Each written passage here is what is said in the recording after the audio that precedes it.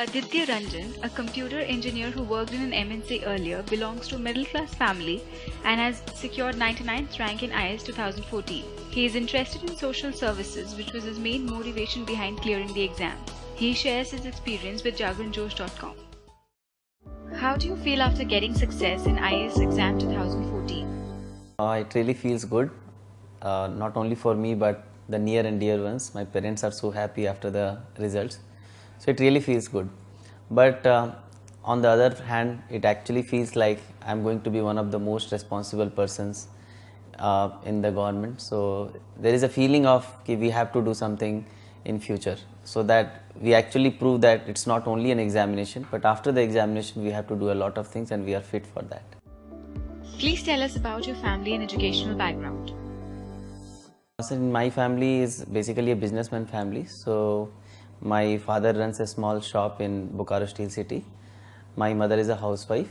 She also helps my father. Other than that, we are four siblings. My eldermost brother is a doctor. He is an orthopedician. He runs a charitable hospital in Bokaro. The other brother who works with my father as a businessman, my sister is married off with a chartered accountant in Mumbai who works with Reliance, and I am the youngest one in my family. So there was like, you are the youngest one, there is a very less responsibility, so you can go for such a risk, go for IAS examinations preparations. Whom would you like to thank for your success in the IS exam and why? Say there are so many people involved in the success of one person, your family, your friends, your teachers. So mentioning any one of them would be injustice to others. But still, my eldermost brother, who is a doctor, he runs a charitable hospital. So the service orientation that I got in my college with friends and my brother made me to think that I should do this examination. And his consistent support, I would say, was one of the most important things in my preparation. When did you choose to become a civil servant and why? I would say it was a long process of service orientation. I was involved in many NGOs and other works.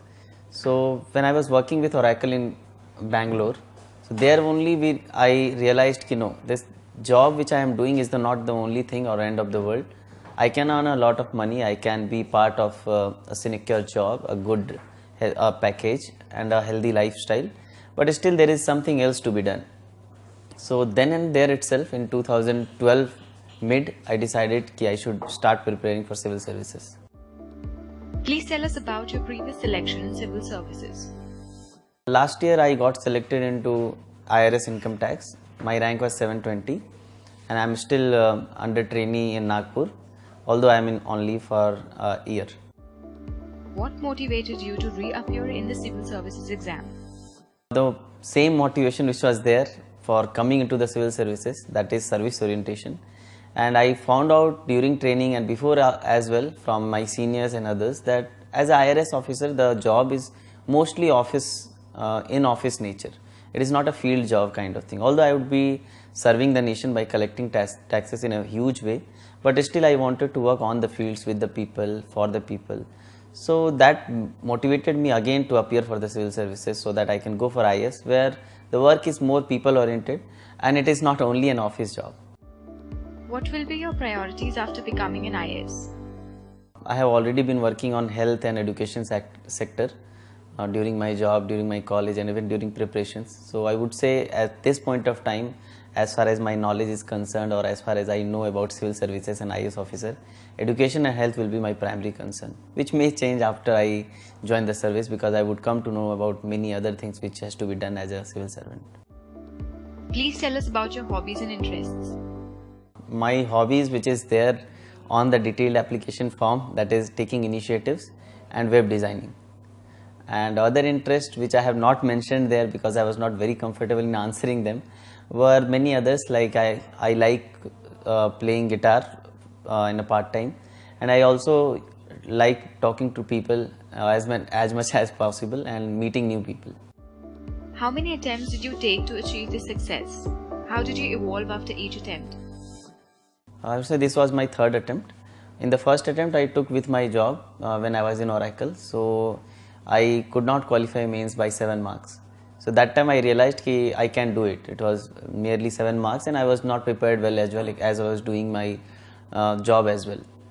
So in the second attempt, I gave my full-fledged time by resigning in Oracle, and I got 720 rank. And this was my third attempt. And evolving in the process, I would say there were a lot of changes which I did in both in my preparation strategy and the way I used to think about the examination. I would say in the first attempt when I came to prepare for this, I thought of that I should cut off from internet, I should cut off from my friends, families as much as possible and go into only books. But I would say that was not the right strategy. The world is changing and the UPSC is also changing. They are asking more and more current based questions and more analysis based questions. So only textbooks or only newspapers are not sufficient. That is why websites like jagranjosh.com or other websites which I used to refer like PIB or IDSA, Ministry of Environment and Forest, Ministry of External Affairs. So these websites were really helpful, and one should not cut off from internet, but one should channelize his own strengths and his own priorities in terms of using the internet. So I would say the strategy completely changed from only books to books plus internet, and the thinking of examination that it is a one shot go etc. has changed. How much time should one give for the preparation of IAS exam? When did you start the preparation for IAS exam? As I said, I started it in 2012 mid, and I took prelims within 7 days and cleared it because CSAT was there and I was very comfortable in paper 2 prelims. But I would say 1 year, 1.5 year is more than enough for the preparations if one has the right strategy and one knows his own strengths and weaknesses. Do you think examination is more analysis oriented now rather than fact oriented? I would say the prelims is more of fact oriented, but the mains examination and the interview both are more and more analysis oriented. Is joining coaching institute indispensable for clearing the IAS exam? No, not at all, because I have never joined a coaching for general studies. For sociology, I have taken coaching, but for general studies, I have never been to any coaching institutes either in Delhi or Bangalore. But still, I would say it depends on person to person. There are people who have done it by going to coaching.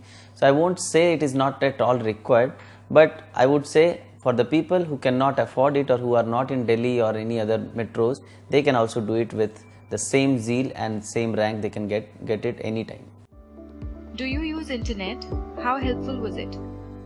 Yes, I used internet a lot in my second and third attempt, and it was really helpful because you get many opinions there. There are softwares like Feedly, Evernote, or Foxit Reader. These I used to use a lot so that I can have multiple opinions from different newspapers. And if we have some portals where we can have current affairs and in a collated form, we might not have to go to multiple places. So it helps a lot. Which resource is most relevant to update the day-to-day knowledge as well as backgrounds of events, and how? There are some conventional books which are there for each and every topic of the syllabus of UPSC. For history it is there, for geography it is there. So that is for conventional. But for current affairs, I would say there should be two sources, the newspapers and the internet. And one should be able to connect the current affairs with the conventional. Because what I have noticed, or what the other candidates must have noticed, is the questions that are asked that may be conventional or may be current affairs, but mostly they are related to what is going on in and around us, be it at national level or international level. What type of mindset should the candidates keep to handle the evolving pattern of IAS examination? I would say keep trying and evolve yourself with the exam itself, because the idea is you will become irrelevant if you keep on doing the same things which people used to do 5 years back or 10 years back. So the idea is keep yourself evolving with the pattern. Like if the changes is like essay is becoming more important day by day, interview is going on to have more weightage, like I have seen the weightage of interview is rising every year. So you should be thinking of this, that although I will be doing well in mains, but interview is much more important than mains. Please enumerate the do's and don'ts for the preparation of IAS examination. I would say it is much more important to know what not to read than what to read. So in the vast ocean of resources that I have been speaking of, internet itself is so vast. Internet, newspapers, books, there are so many resources these days. There was a time when there was crunch of resources. Then I think it was easier for the kids to know that these are the resources and these are the only ones which we read. But do's and don'ts, I would say you should do follow the strategies that toppers speak of, because they have analyzed it for 2 years, 3 years, and they know what problems they have faced and there are solutions to it. And don'ts, I would say, don't be adamant to your own style of preparation. Change yourself. If you find something is not working, you should change yourself. Do you think a good understanding of current affairs plays an important role in the IELTS exam? Yes, it does.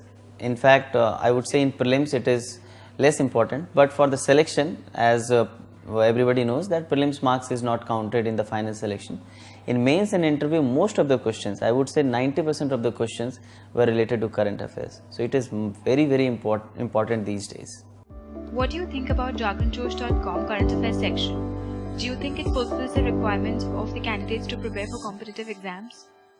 I would say yes, because whenever I used to Google any of the multiple choice questions from NCERT or any other places, the first link that used to come in Google was JargonJosh.com. So I did not know about this website earlier, but when I used to search, I used to get it.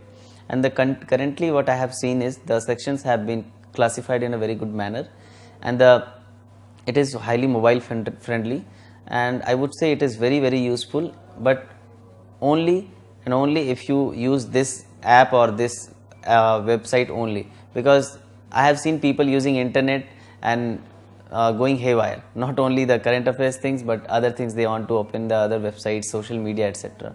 So stop these distractions, install only these applications like JargonJosh or others which you feel like good, and use only them. What do you think about JargonJosh.com IELTS section? Do you think it fulfills all the requirements of the candidates to prepare for competitive exams?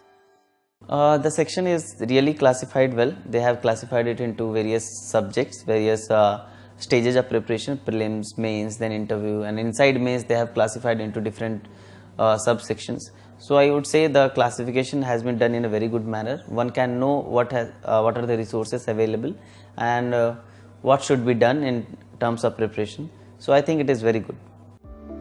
What is your opinion about the recently launched quiz platform of JargonJosh.com? The idea is UPSC, in the UPSC preparation I have heard many candidates, and I have faced myself also, it becomes very boring to read too many things, because books also becomes very boring after a certain point of time. So there is a fun way of learning as well. I believe the quiz section or the other sections which are mobile friendly, they can be a fun way of learning. So I believe such sections are helpful not only as a source of gaining knowledge but also as source of stress busters. As side by side you will be gaining knowledge and you will be having fun in solving those quizzes. What more can be done to improve the IELTS section of JargonJosh.com? I would say there are many things which can be done. Like current affairs section is there, but more analysis can be there, and there is no limit to it. There can be multiple opinions, as many as possible. So it can be done, and there can be some other sections, videos or in text form, how to write answers, what answer is right, what answer is wrong, or some answer sheets of toppers can be uploaded so that the students can know what has to be done in the UPSC.